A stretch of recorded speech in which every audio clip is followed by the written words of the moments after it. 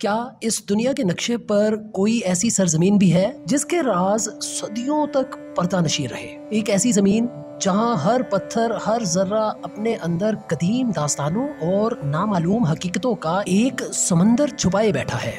کیا اس کا نام صرف چند حروف کا مجموعہ ہے، یا پھر اس کے پیچھے انسانی تجسس کی ایک ایسی کہانی ہے جسے آج تک مکمل طور پر سمجھا نہیں جا سکا؟ ہزاروں سال پہلے دیکھا گیا ایک خواب جس کے بارے میں آج بھی بہت کچھ نامعلوم ہے۔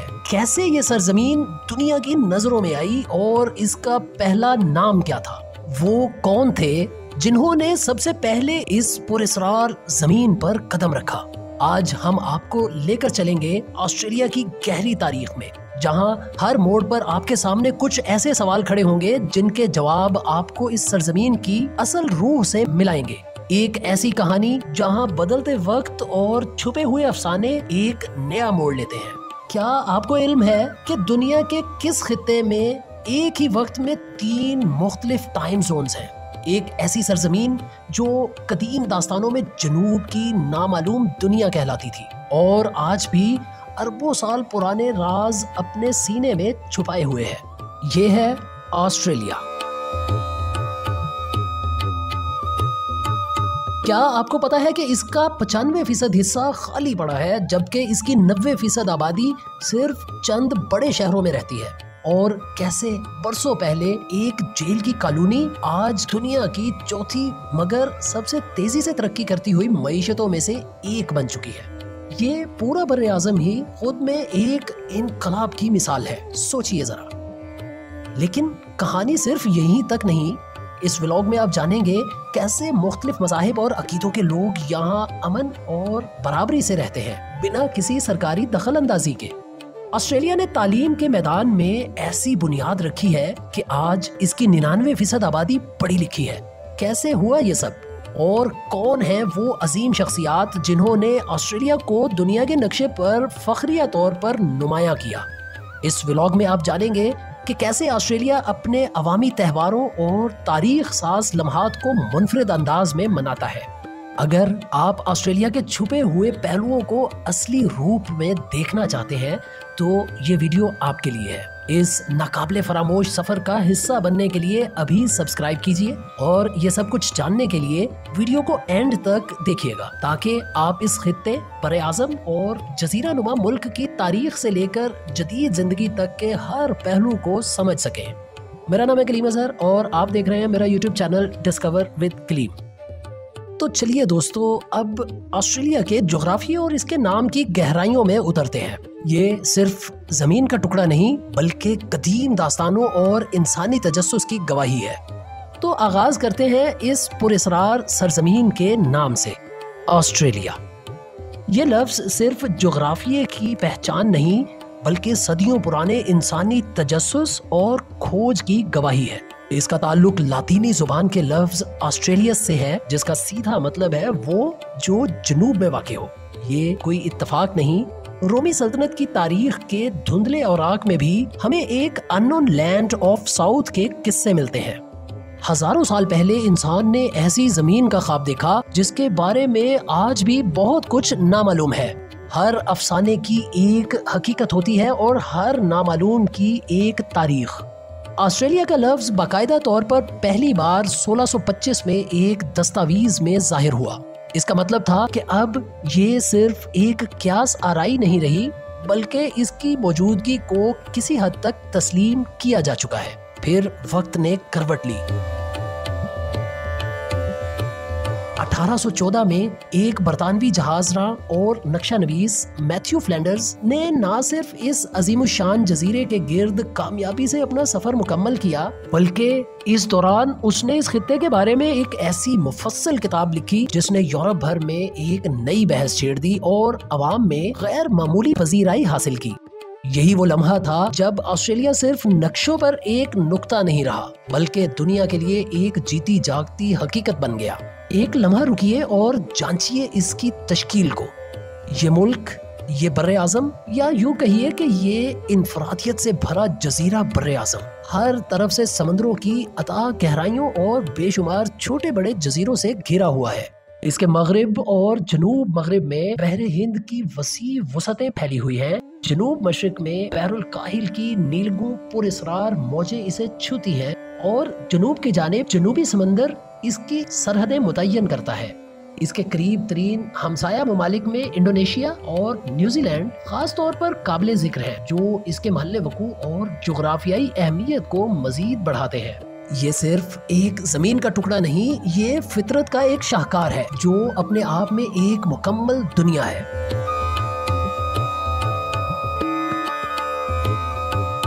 تو دوستو، یہ تو تھی آسٹریلیا کے نام اور جغرافیہ کی کہانی، لیکن اس کی تاریخ اور بھی گہری ہے۔ اب وقت ہے اس کی قدیم تہذیب اور یہاں لوگوں کی آمد و رفت کے بارے میں جاننے کا۔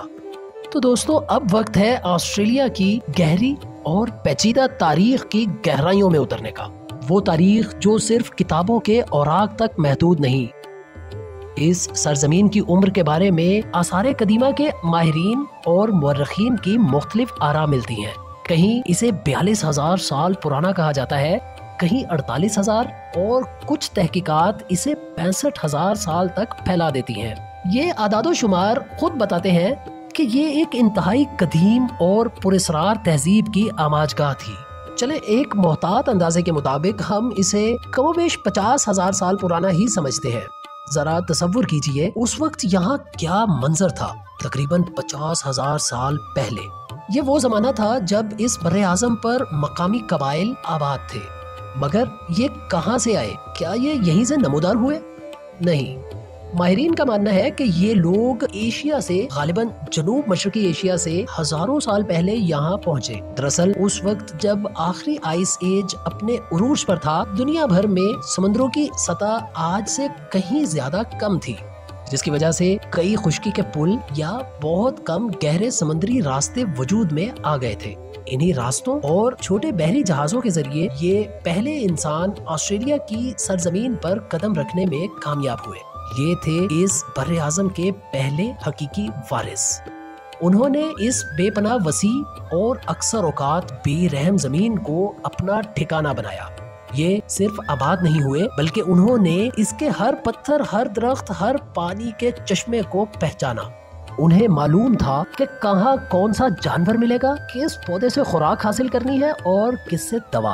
ان کی زندگی کا دار و مدار صرف شکار اور خوراک جمع کرنے پر تھا۔ یہ صرف گزر بسر نہیں تھی، بلکہ ایک ایسا طرز زندگی تھا جو انہیں زمین کے ساتھ براہ راست جوڑتا تھا۔ یہ بقا کا اصول تھا۔ تاریخ نے ایک اور کروٹ لی۔ مقامی آبادی کے بعد اب یورپ کے مسافروں کی باری تھی، جنہوں نے ایک نئی دنیا کو نظر انداز کر دیا۔ کیسے؟ چلیے دیکھتے ہیں۔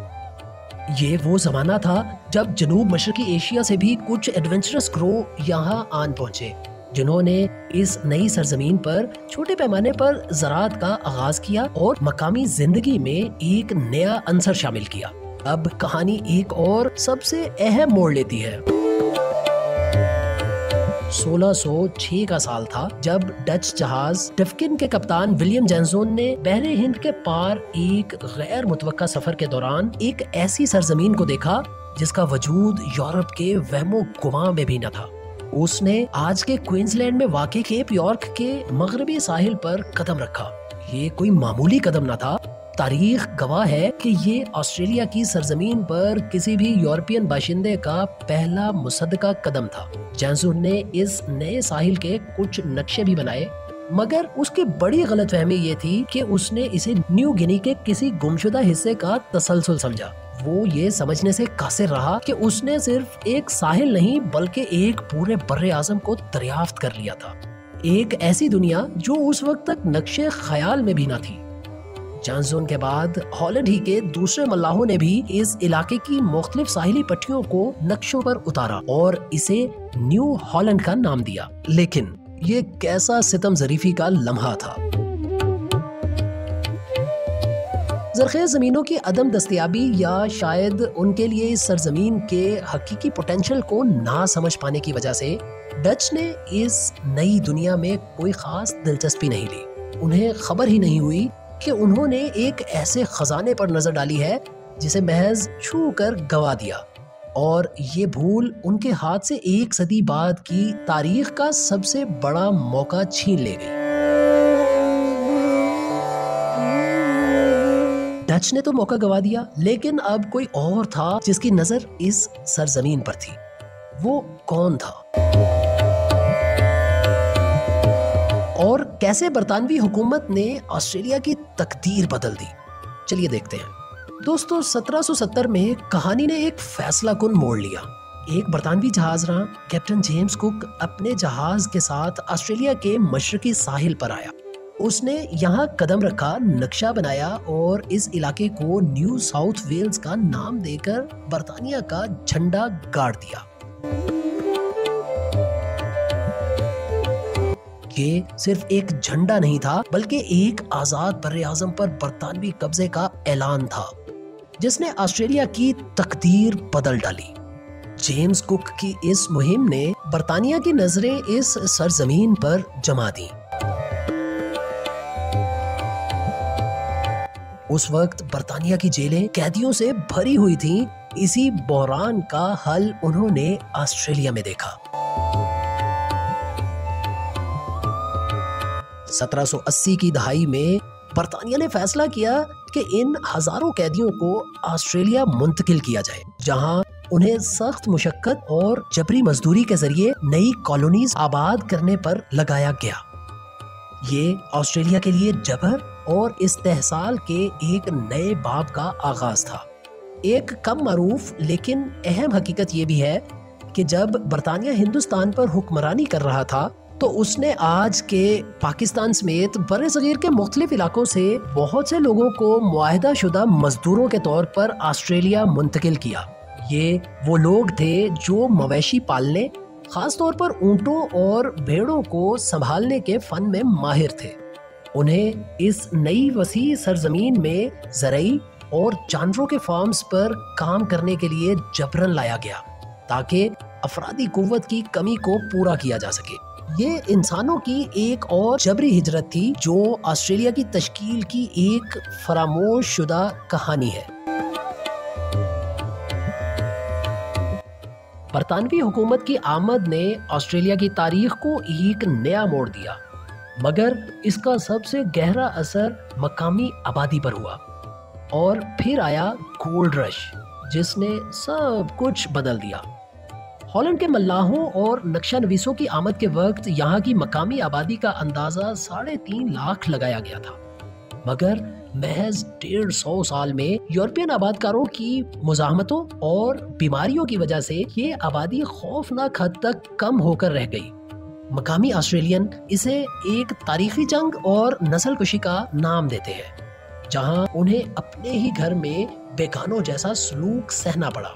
تو دوستو، 1788 میں جب نیو ساؤتھ ویلز میں برطانوی کالونی کی بنیاد پڑی تو اگلے 50-60 سال تک آسٹریلیا کی تاریخ میں کوئی بہت بڑی ہلچل نظر نہیں آتی۔ یہ ایک سست مگر مستقل مزاجی سے جاری رہنے والا آباد کاری کا عمل تھا، جہاں قیدیوں اور نئے آباد کاروں کے ہاتھوں نئی بستیاں بن رہی تھی، مگر یہ سکون ایک آنے والے طوفان کا پیش خیمہ تھا۔ دوستو، پھر 1851 کا سال آیا جب اس سرزمین پر گولڈ رش کا دھماکہ ہوا۔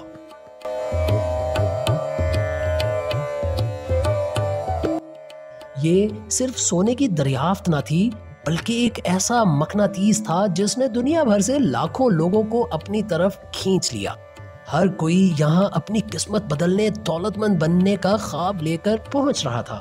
دیکھتے ہی دیکھتے سونے کی چمک کے ساتھ آسٹریلیا کی معیشت آسمان چھونے لگی۔ وکٹوریا اور ساؤتھ ویلز جیسے علاقے جو کبھی محض کالونیز تھے، اب سونے کی تلاش کے جدید مراکز اور گہما گہمی سے بھرپور شہر بن گئے۔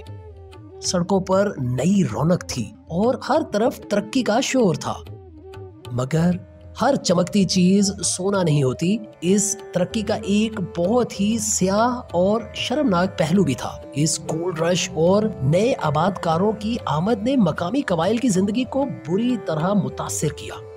ان کی آبادی کو نہ صرف جان بوجھ کر کم کیا گیا جس میں بیماریوں سے لے کر تشدد حملے تک شامل تھے، بلکہ ان کے وسیع وسائل اور آبائی زمینوں پر بھی بے دردی سے قبضہ کر لیا گیا۔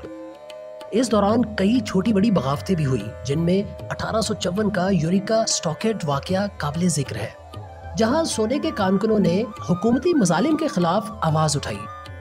یہ اگرچہ ایک چھوٹی بغاوت تھی، مگر اسے آسٹریلیا میں جمہوری حقوق کی ابتدائی جدوجہد کی علامت سمجھا جاتا ہے۔ دوستو، بالآخر 1868 میں برطانوی قیدیوں کی منتقلی کا یہ جبر کا سلسلہ ہمیشہ کے لیے تھم گیا اور آسٹریلیا ایک غلامانہ قیدیوں کی بستی کی بجائے ایک مضبوط برطانوی کالونی کے طور پر دنیا کے نقشے پر ابھرنے لگا، جو آہستہ آہستہ خود مختاری کی جانب بڑھ رہا تھا۔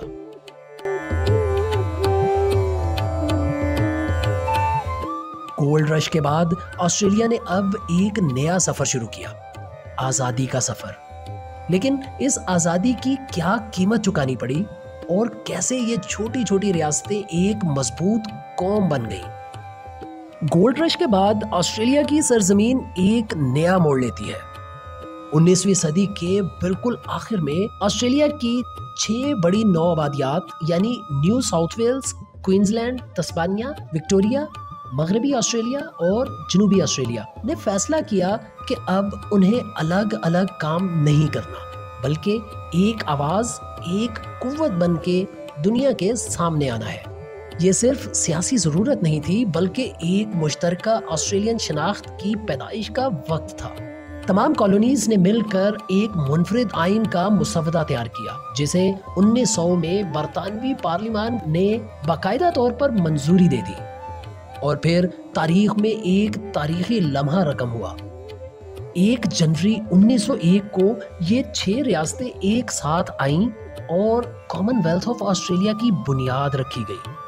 اس طرح آسٹریلیا نے ایک نئی قوم کی حیثیت سے جنم لیا، ایک ایسا ملک جو بظاہر تو ایک خود مختار ہستی بن چکا تھا، جس کے پاس اپنا آئین تھا، اپنی منتخب پارلیمان اور اپنے قوانین تھے۔ مگر کیا یہ مکمل آزادی تھی؟ حقیقت یہ تھی کہ اس کی آزادی کے پر ابھی پوری طرح کھلے نہیں تھے۔ یہ اب بھی رسمی طور پر ملکہ برطانیہ کے ماتحت ہی تھا۔ یہ ایک قوم بننے کا پہلا سنگ میل تھا، جہاں آزادی کی روشن راہیں تو کھل چکی تھیں، مگر مکمل خود مختاری کا سفر ابھی باقی تھا۔ آزادی کا سفر آسان نہیں تھا اور اس نوزائیدہ قوم کو بڑی قربانیاں دینی تھی۔ عالمی جنگیں اور ان کے اثرات نے آسٹریلیا کو کس طرح بدل دیا، چلیے دیکھتے ہیں۔ دوستو، اس نوزائیدہ قوم کو آزادی کی پہلی قیمت 1914 سے 1918 کے درمیان پہلی عالمی جنگ کی صورت میں چکانی پڑی۔ آسٹریلیا نے برطانیہ کا اتحادی بن کر یورپ کے محاذوں پر اپنے قدم جمائے اور قریب 60,000 شیردل سپاہیوں نے اپنی جان نچھاور کر دی۔ یہ وہ قربانی تھی جس نے اینزیک یعنی Australia New Zealand army corps کی لازوال داستان رقم کی، ایک ایسی قومی شناخت جو صرف میدان جنگ میں پیدا ہوئی اور ہمیشہ کے لیے آسٹریلیا کے دل میں گھر کر گئی۔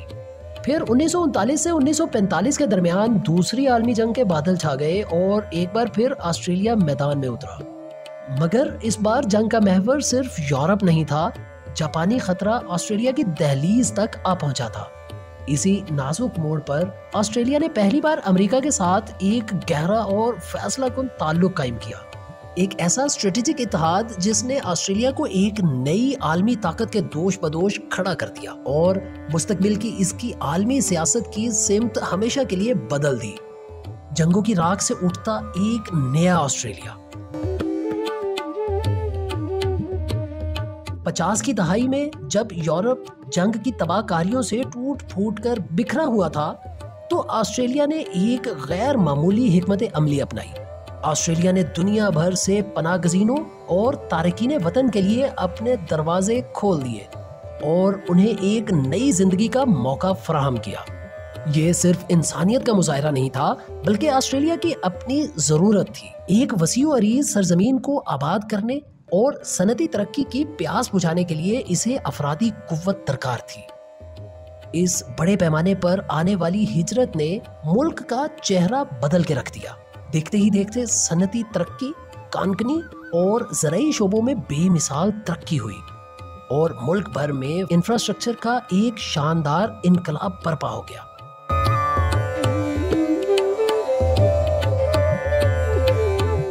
जंगों ने ऑस्ट्रेलिया को नया रुख दिया, लेकिन इसके अंदर भी एक अजीम तब्दीली आ रही थी, सोशल रेवोल्यूशन।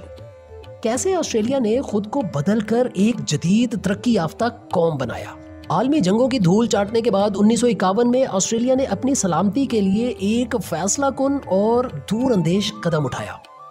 ऑस्ट्रेलिया ने अमेरिका और न्यूजीलैंड के साथ एनसूस यानी Australia New Zealand America security agreement पर दस्तखत किए, जिसका बुनियादी मकसद बैरुल काहिल में दिफाई ताउन को मजबूत करना था।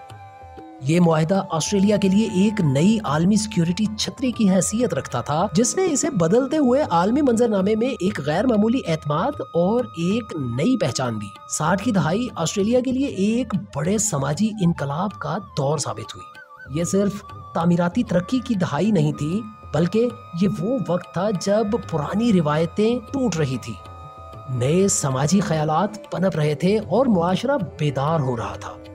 इसी दहाई में 1967 में ऑस्ट्रेलिया ने अपनी तकरीबन 2 सदियों की तारीख में पहली बार एक तारीखी रेफरेंडम के जरिए मकामी कबाइल को आईनी तौर पर तस्लीम किया और उन्हें मुसावी हकूक दिए। ये उन लाखों मकामी लोगों के लिए एक बहुत बड़ा लम्हा था, जिनकी शनाख्त को एक अरसे से नजरअंदाज किया जा रहा था। ये सिर्फ हकूक नहीं थे, बल्कि सदियों पुरानी नाइंसाफी का एतराफ और उनकी आवाज़ का सुना जाना था। इसी 60 की दहाई में ख़वातीन के मुसावी हकूक के लिए भी मुल्क भर में आवाज़ें उठने लगी और यही वो वक्त था जब ऑस्ट्रेलिया में पहली बार वियतनाम जंग में अमेरिकन इत्तेहादी होने के खिलाफ बड़े पैमाने पर एहतजाज और मुजाहरे हुए। ये अवामी शऊर का एक नया उभार था, जहां शहरी पहली बार अपने मुल्क की खाचा पॉलिसी पर खुलकर सवाल उठा रहे थे और अपनी आज़ादाना राय का इजहार कर रहे थे।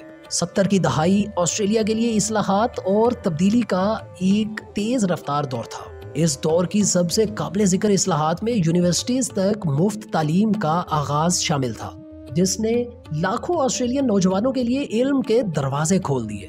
और फिर 1973 में एक ऐसा तारीखी फैसला हुआ जिसने ऑस्ट्रेलिया का मुस्तकबिल ही बदल दिया।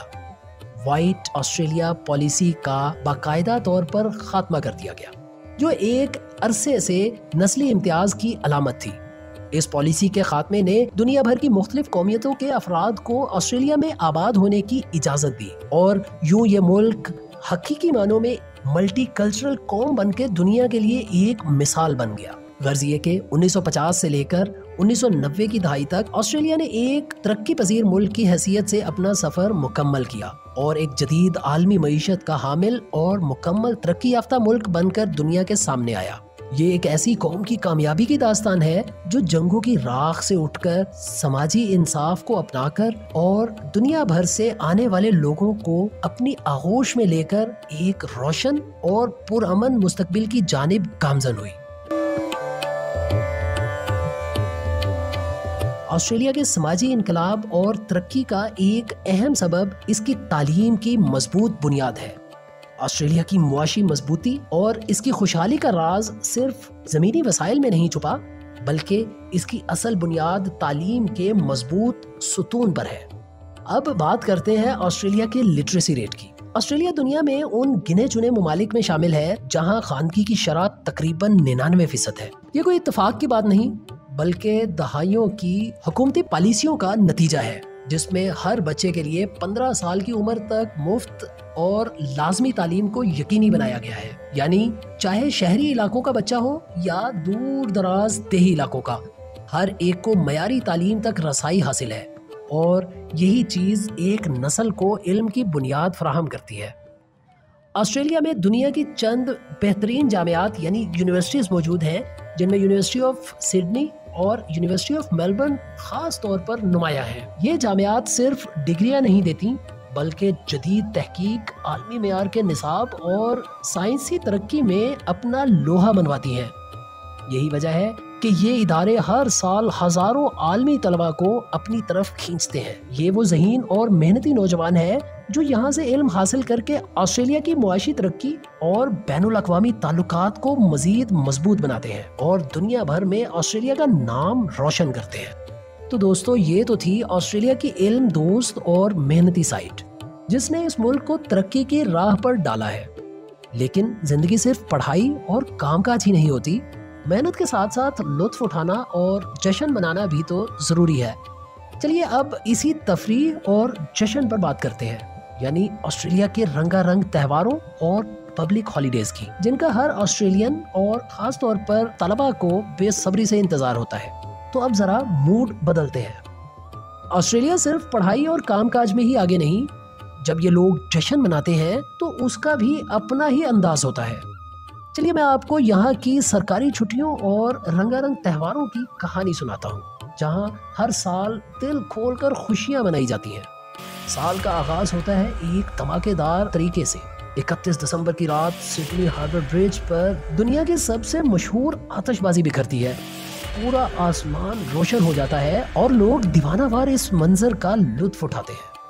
1 جنوری کو پبلک ہالیڈے ہوتی ہے نئے سال کو خوش آمدید کہنے کے لیے۔ پھر آتا ہے 26 جنوری یعنی آسٹریلیا ڈے۔ یہ وہ دن ہے جب پورا ملک ایک ساتھ جشن مناتا ہے۔ آتش بازی، پریڈ اور ہر طرف خوشی کا سامان ہوتا ہے۔ یہاں کی سڑکوں پر نکلے تو لگے گا جیسے پورا آسٹریلیا آج ایک ہی رنگ میں رنگا ہوا ہے۔ ایسٹر کے موقع پر بھی یہاں کافی چھٹیاں ملتی ہیں۔ 2024 میں 29 مارچ کو گڈ فرائیڈے تھا، جب لوگ مذہبی عقیدت سے قربانی کو یاد کرتے ہیں، اور 31 مارچ کو ایسٹر سنڈے پر حضرت عیسیٰ علیہ السلام کے دوبارہ جی اٹھنے کی خوشی مناتے ہیں۔ اس سلسلے کی آخری چھٹی 1 اپریل کو ایسٹر منڈے کی ہوتی ہے۔ 5 اپریل کو اینزیک ڈے منایا جاتا ہے، اور یہ ایک ایسا دن ہے جب آسٹریلیا اور نیوزی لینڈ کے ان بہادر فوجیوں کو یاد کیا جاتا ہے جنہوں نے پہلی جنگ عظیم میں قربانیاں دی۔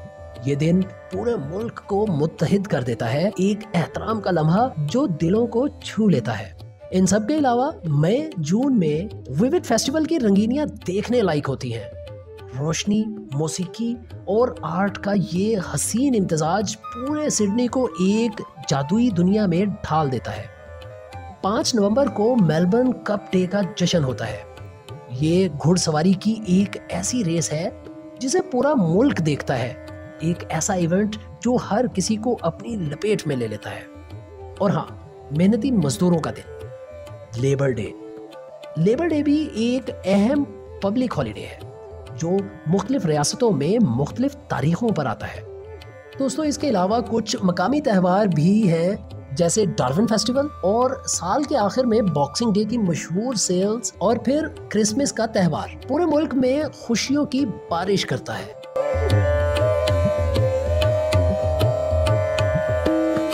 تو دوستو، یہ تھا آسٹریلیا کا ایک ایسا سفر جہاں ہم نے اس سرزمین کی ایک ایک پرت کو کھول کر دیکھا۔ ہم نے اس کی صدیوں پرانی تاریخ کو جانا، جب مقامی قبائل یہاں آباد تھے، اور پھر یورپین ملاحوں کی آمد کے بعد یہاں کے منظر کیسے بدل گئے۔ ہم نے آسٹریلیا کے وسیع و عریض جغرافیے کو سمجھا، اس کی آبادی کو جانچا، اور اس کے ایک ایک کلومیٹر پر نظر ڈالی۔ ہم نے نہ صرف اعداد و شمار کو دیکھا، بلکہ حقیقت کے تناظر میں ان کے تناسب کے ہر اشاریے یعنی پوائنٹ پر بھی تفصیلی بات کی، تاکہ پوری تصویر واضح ہو سکے۔ ہم نے دارالحکومت کینبرا کی پیدائش سے لے کر اس کے نقشہ نویس تک کی کہانی کو اپنے ولاگ کا حصہ بنایا، اور یہ سمجھا کہ ایک منصوبہ بند شہر کیسے ترقی کرتا ہے۔ ہم نے آسٹریلیا کے تعلیمی معیار کو حقیقت کی بنیاد پر پرکھا، اور یہ جانا کہ کیسے 99% خواندگی نے اس ملک کی ترقی کی بنیاد رکھی۔ ہم نے صرف معیشت کے اعداد و شمار کا تذکرہ نہیں کیا، بلکہ یہ بھی بتایا کہ اس معیشت کی اصل بنیاد کن شعبوں پر کھڑی ہے۔ ہم نے آسٹریلیا کے ایک ایک تہوار کو دل کھول کر بیان کیا، اور اس کی پبلک ہالیڈیز کا حساب لگایا، تاکہ آپ کو یہاں کی خوشیوں کا اندازہ ہو سکے۔ اور بچوں کی تعلیم سے لے کر ہر چیز کو بیان کرنے کی ہم نے ایک بھرپور کوشش کی۔ بہرحال یہ ایک کوشش تھی، اور اس کی کامیابی یا ناکامی کا انحصار آپ کے لائکس، کمنٹس اور سبسکرائبس پر ہے۔ اب اپنے میزبان کلیم اظہر کو اجازت دیجیے، ملتے ہیں اگلی ویڈیو ولاگ یا پیغام کے ساتھ، تب تک کے لیے اللہ حافظ۔